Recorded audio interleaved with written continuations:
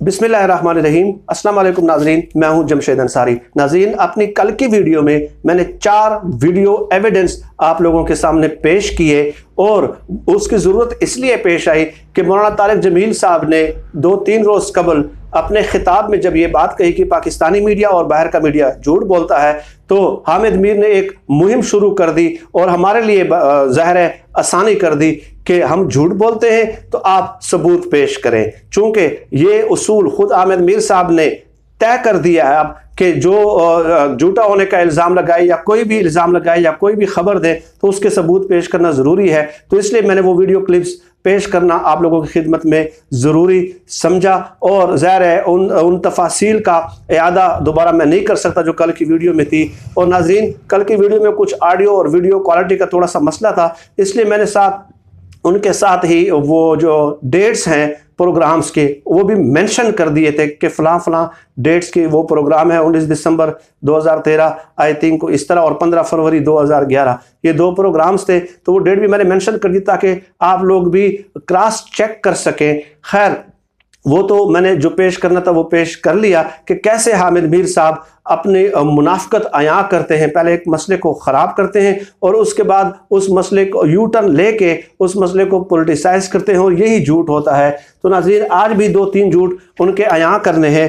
5 अप्रैल 2020 को हामिद मीर साहब का ट्वीट है, आप उनके ट्विटर वॉल पे जाके ये खुद चेक कर सकते हैं 5 अप्रैल का, कि इमरान खान के दौर में उनकी पार्टी और हुकूमत के वजीरों की अजब करप्शन की गजब कहानी वही वाजिद ज़िया सामने लाए हैं जो शरीफ ख़ानदान के बारे में JIT रिपोर्ट लेकर आए थे। या हामिद मीर साहब ट्वीट कर रहे हैं, उस वक्त नवाज शरीफ की हुकूमत थी, क्रेडिट हुकूमत को नहीं वाजिद ज़िया को मिला था, ठीक है, और नई रिपोर्ट का क्रेडिट भी उनका है, किसी और का नहीं।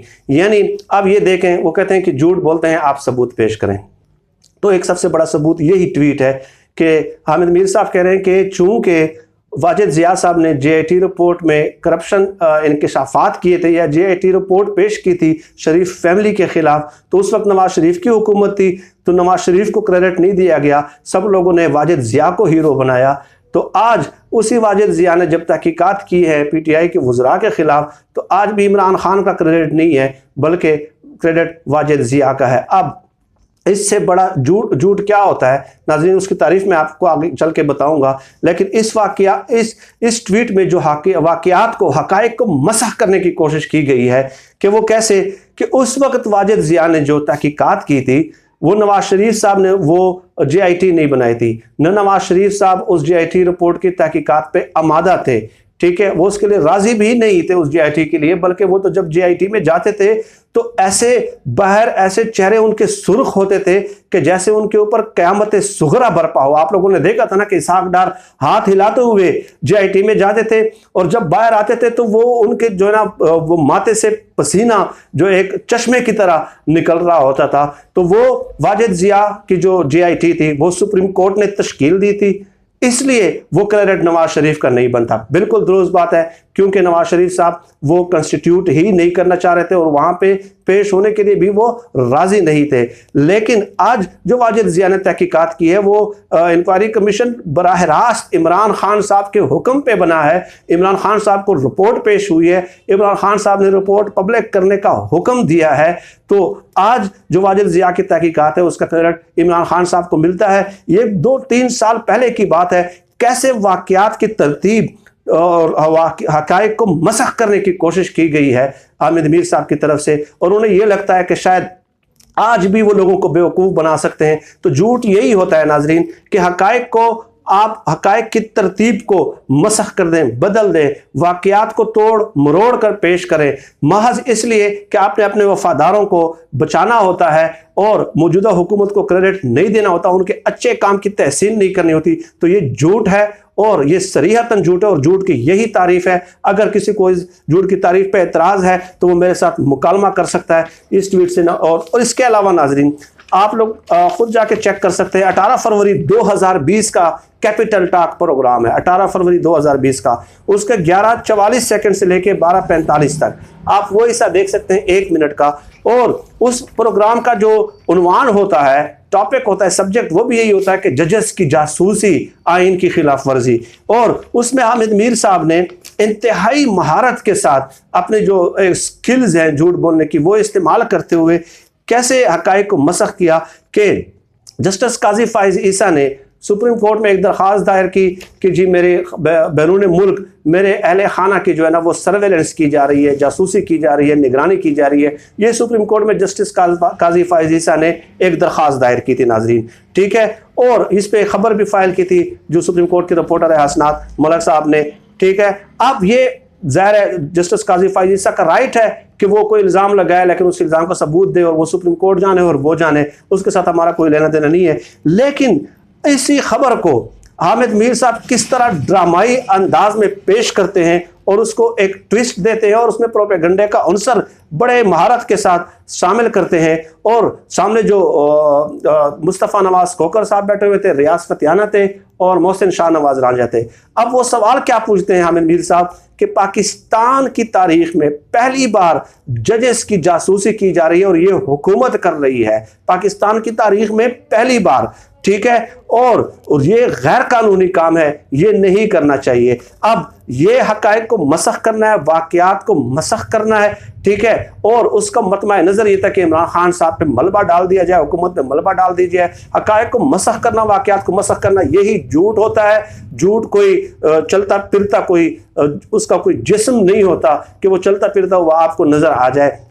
अब नाजरीन एक बात याद रखें कि अवलन तो जस्टिस काजी फाइज ईसा ने इल्ज़ाम ये लगाया कि बैरून मुल्क की जा रही है, तो ये अगर किसी मुल्क की खान का खिलाफ वर्जी हो भी रही है तो जहाँ पे बरतानिया में उनके अहले खाना है तो उस मुल्क के कानून की खिलाफ वर्जी हो रही है, वहाँ जाके ये रिट दायर कर सकते हैं कि जनाब इस मुल्क में हमारी जो है ना उनके जो अहले खाना है हमारी सर्वेलेंस की जा रही है, तो ये वही मुल्क उस पर एक्शन ले सकता है, तो मुल्क से बाहर हो रही है। तो नाज़रीन अब ये बात करना कि पाकिस्तान की तारीख में हामिद मीर साहब के जो अल्फाज हैं, पहली बार जजेस की जासूसी की जा रही है, मेरे ख्याल में ये मैंने किसी एक वीडियो में पहले भी इसका जिक्र किया था लेकिन तफसीली मेरे ख्याल में नहीं किया था। तो लेकिन चूंकि मैंने हामिद मीर साहब के झूठ यहाँ करने हैं तो बार बार मैं तरतीब के साथ चलूंगा, 2-2, 3-3, 4-4 आप लोगों की खिदमत में पेश करता रहूँगा दलाइल के साथ। ये है सच, तो ये है चौधरी शुजात साहब की किताब है। अब इस किताब के पेज नंबर 151 पे आ जाएं और इसमें जो उन्वान लिखा हुआ है कि चीफ जस्टिस के टेलीफोन टेप, ठीक है, ये आप लोग देख सकते हैं। अब उसमें वो लिखते हैं कि मुझे 2 वाकयात आ रहे हैं। सुप्रीम कोर्ट पर हमले से पेशतर वजीर आजम नवाज शरीफ के हुक्म पर चीफ जस्टिस सज्जाद अली शाह के टेलीफोन टेप किए जा रहे थे। चीफ जस्टिस सज्जाद अली शाह के नवाज शरीफ के हुक्म पे टेलीफोन टैप किए जा रहे थे, जो हर लिहाज से गैर अखलाकी हरकत थी। चीफ जस्टिस को भी उसका इल्म हो गया, बल्कि उनको अपने बेडरूम की साइड टेबल के नीचे लगी रिकॉर्डिंग डिवाइस भी मिल गई, ठीक है। वो चीफ जस्टिस गुस्से में आ गए, उन्होंने तमाम सबूत इकट्ठे करके प्रेस कॉन्फ्रेंस करने की टाल ली। नवाज शरीफ को जो पता चला तो वो परेशान हुए, चुनाचे उनके कहने पर मैं और Khalid Anwar advocate chief justice को मनाने उनके घर पहुंच गए। हमारी दरखास्त पर वो प्रेस कॉन्फ्रेंस न करने पर तो आमादा हो गए, मगर अपने बेडरूम के साइड टेबल के नीचे लगी हुई रिकॉर्डिंग डिवाइस उन्होंने हमें भी दिखाई। यानी चौधरी शुजात कहते हैं कि मैंने अपनी आंखों से देखी कि रिकॉर्डिंग डिवाइस उनके बेडरूम के नीचे, जो चीफ जस्टिस सज्जाद अली शाह के बेडरूम के नीचे नवाज शरीफ ने लगवाई थी, ठीक है, वो मैंने खुद अपनी आंखों से देखी थी।